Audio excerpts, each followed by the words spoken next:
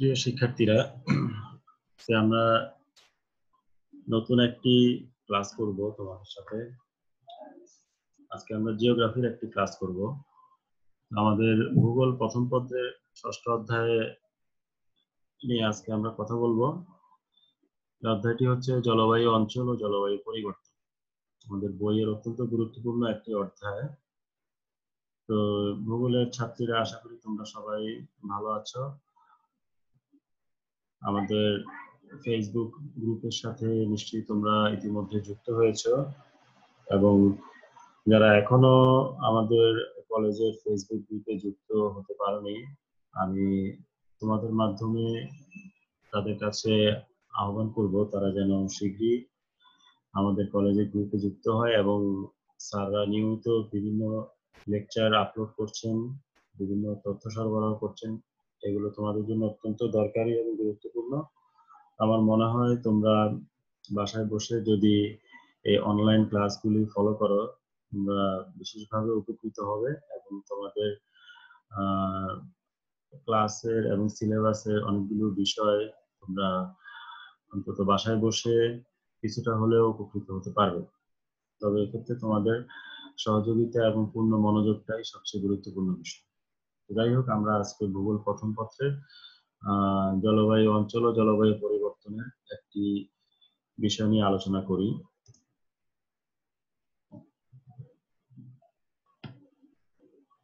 আমাদের আজকের আলোচ্য বিষয় হচ্ছে নিরক্ষীয় জলবায়ু অঞ্চলের বৈশিষ্ট্য।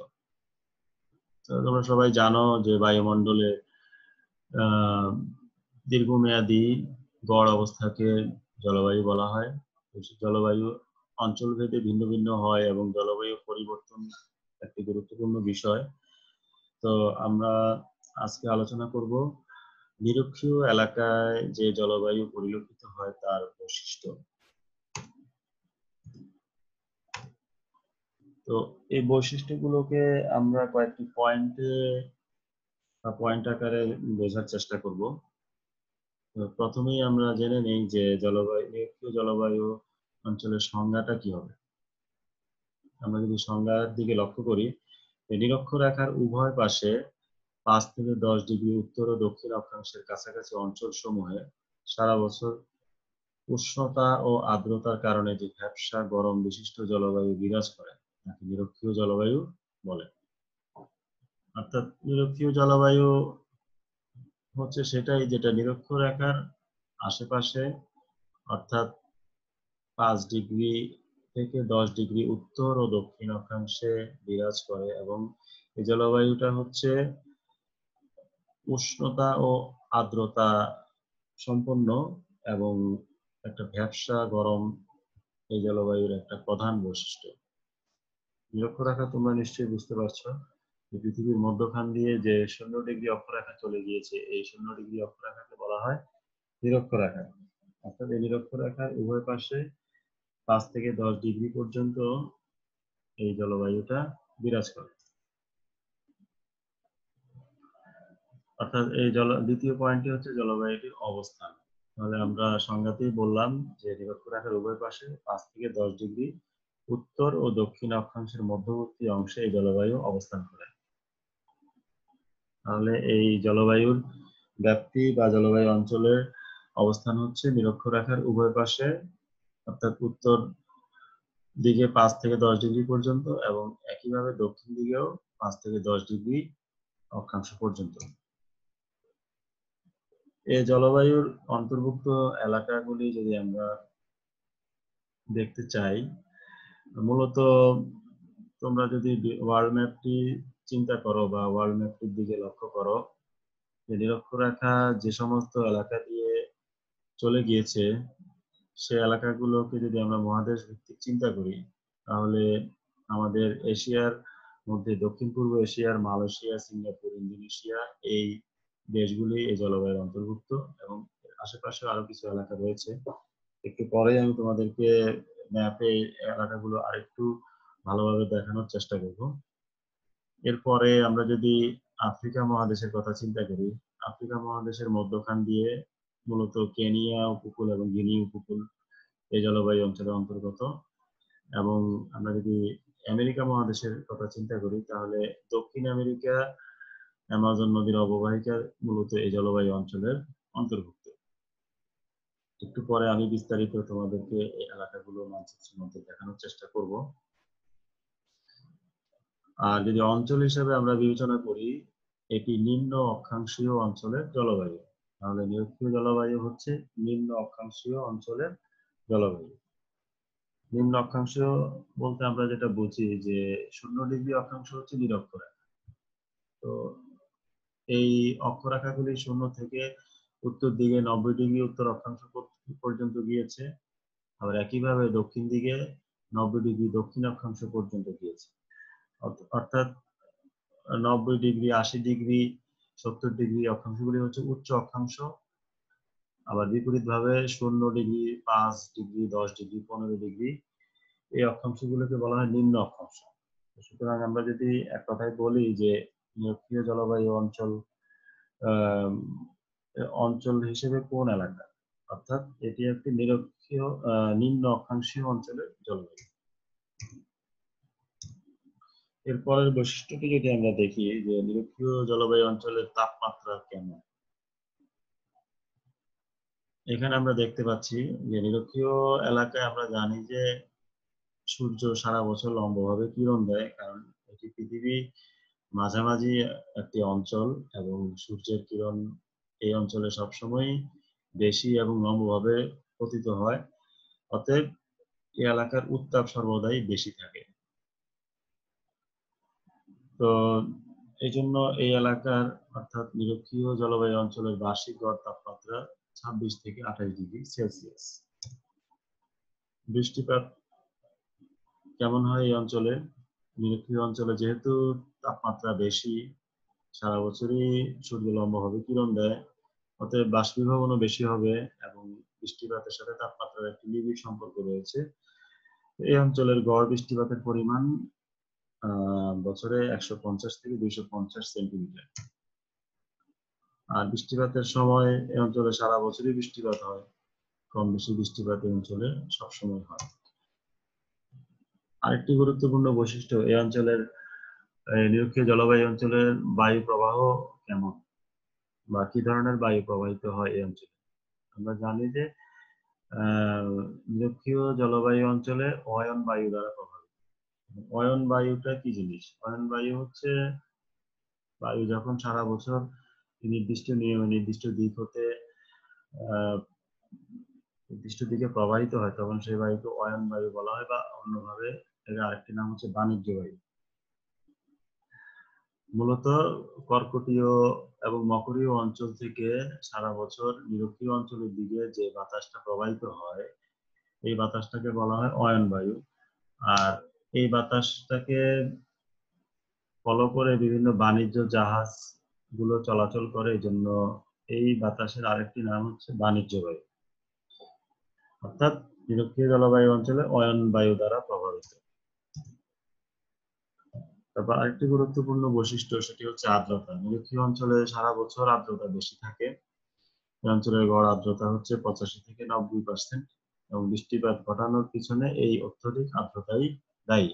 আর্দ্রতা বেশি হওয়ার পিছনেও মূল কারণটি হচ্ছে উচ্চ তাপমাত্রা। যেহেতু পৃথিবীর মাঝামাঝি অঞ্চল, এখানে সূর্য লম্বভাবে কিরণ দেয়, সুতরাং এই অঞ্চলে বাষ্পীভবন বেশি হয় এবং বাতাসে জলীয় বাষ্প বা আর্দ্রতার উপস্থিতি বেশি থাকে।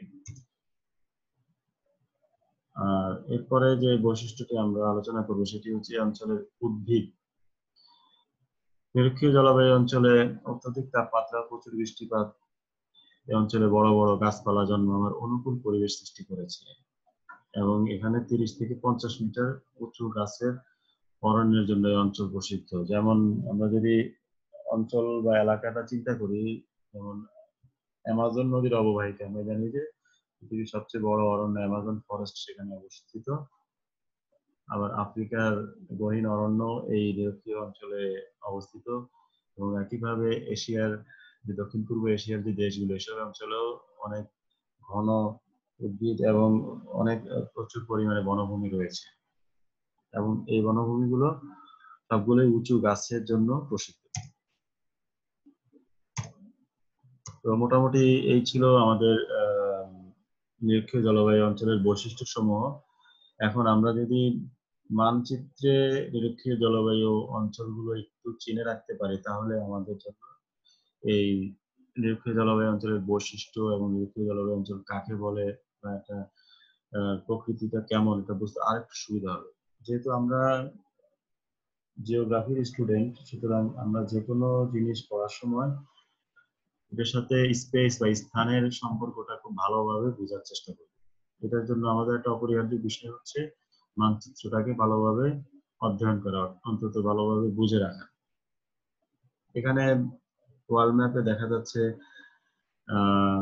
দক্ষিণ আমেরিকার এই যে সবুজ যে এলাকাগুলি, এই এলাকাগুলিতেই নিরক্ষীয় জলবায়ু অঞ্চল বেশি লক্ষ্য করা যায়।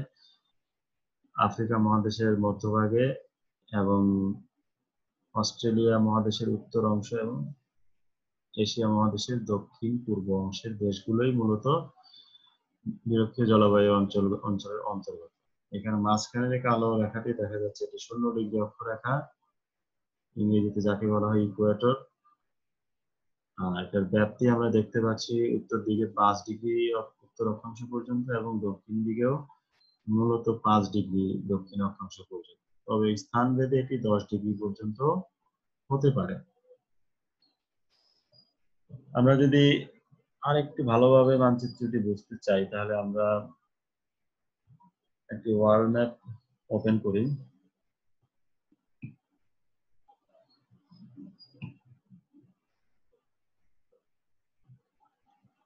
এখানে আমরা দেখতে পাচ্ছি যে একটি বিশ্বের মানচিত্র। আমি এই ম্যাপটি গুগল ম্যাপস থেকে ওপেন করেছি। তোমাদের যাদের অ্যান্ড্রয়েড ফোন বা ল্যাপটপে ইন্টারনেট কানেকশন আছে, তারা খুব সহজেই গুগল ম্যাপ এর সাহায্যে বিশ্বের যে কোনো জায়গার মানচিত্র এবং এমনকি স্যাটেলাইট ইমেজও তোমরা খুব ভালো করে দেখতে পারবে। এটা খুব বড় একটি গুরুত্বপূর্ণ বিষয়। আমরা যে নিরক্ষীয় জলবায়ু অঞ্চলের দেশগুলো বা জায়গাগুলো ভালো করে দেখার চেষ্টা করি, এজন্য আমরা ম্যাপটা একটু বোঝার চেষ্টা করি। নিরক্ষীয় জলবায়ু অঞ্চলগুলো মূলত নিরক্ষরেখা, এই মাঝখানে যে রেখাটি দেখতে পাচ্ছি আমরা, এই নিরক্ষরেখার উভয় দিকে এই দেশগুলোতেই বিরাজমান। এখানে আমরা একটা জিনিস খেয়াল করি, নিরক্ষীয় জলবায়ু অঞ্চল অর্থাৎ নিরক্ষরেখা যে স্থলভাগের উপর দিয়ে যেখান দিয়ে গিয়েছে, আমরা যদি একটু ভালো করে লক্ষ্য করি, যেমন দক্ষিণ আমেরিকার মূলত ব্রাজিলের অ্যামাজন নদীর যে অববাহিকা, এই অঞ্চলের উপর দিয়েই এই নিরক্ষরেখাটি অতিক্রম করেছে। তো অর্থাৎ দক্ষিণ আমেরিকার যে দেশগুলো আমরা দেখতে পাচ্ছি, যে বিশেষ করে ইকুয়েডর, কলম্বিয়া, ব্রাজিল এবং এখানে ভেনিজুয়েলার অংশ বিশেষ,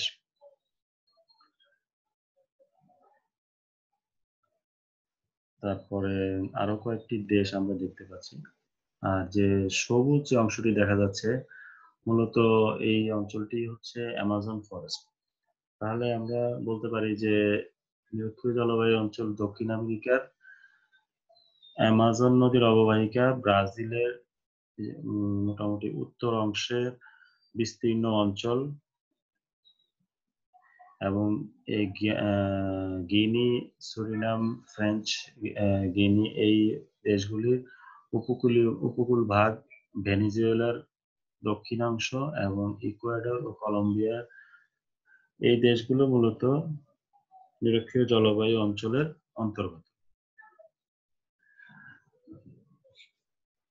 এবার আমরা যদি দেখি দক্ষিণ আমেরিকার কোন দেশগুলো বা কোন জায়গাগুলো নিরক্ষীয় জলবায়ু অঞ্চলের অন্তর্গত, আমরা এখান থেকে দেখতে পাচ্ছি মূলত গিনি উপকূল। এই যে এই জায়গাটাকে বলা হয় গালফ অফ গিনি বা গিনি উপসাগর।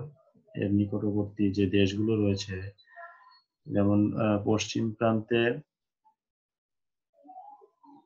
আমরা দেখতে পাচ্ছি ক্যামেরুন, ইকুয়েটরিয়াল গিনি, গ্যাবন,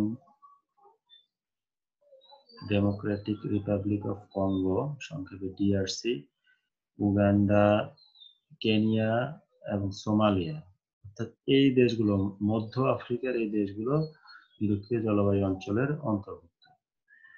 এবং আরো একটি বিষয় লক্ষণীয়, আমরা জানি যে আফ্রিকা মহাদেশে মরুভূমি রয়েছে, কিন্তু এই মধ্য আফ্রিকার এই জায়গাটা একটু তুলনামূলক সবুজ দেখতে পাচ্ছি, অর্থাৎ এখানে প্রচুর বনভূমি বা উদ্ভিদ রয়েছে। মূলত এই নিরক্ষীয় জলবায়ুর কারণেই কিন্তু এই অঞ্চলে প্রচুর বৃষ্টিপাত হয়, এবং বৃষ্টিপাত হলে সেই অঞ্চলে উদ্ভিদ এবং বনভূমি তৈরি হওয়ার জন্য একটা অনুকূল পরিবেশ তৈরি হয়। একইভাবে আমরা যদি আরো পূর্ব দিকে আসি এবং নিরক্ষরেখা এশিয়ার কোন অঞ্চল দিয়ে অতিক্রম করেছে সেটা যদি একটু দেখার চেষ্টা করি, এখানে আমরা দেখতে পাচ্ছি যে Indonesia, Singapore, Malaysia, Philippines, Indonesia, Papua New Guinea এবং ছোট ছোট যে দ্বীপগুলো রয়েছে, মূলত এই জায়গাগুলোই নিরক্ষীয় জলবায়ু অঞ্চলের অন্তর্গত।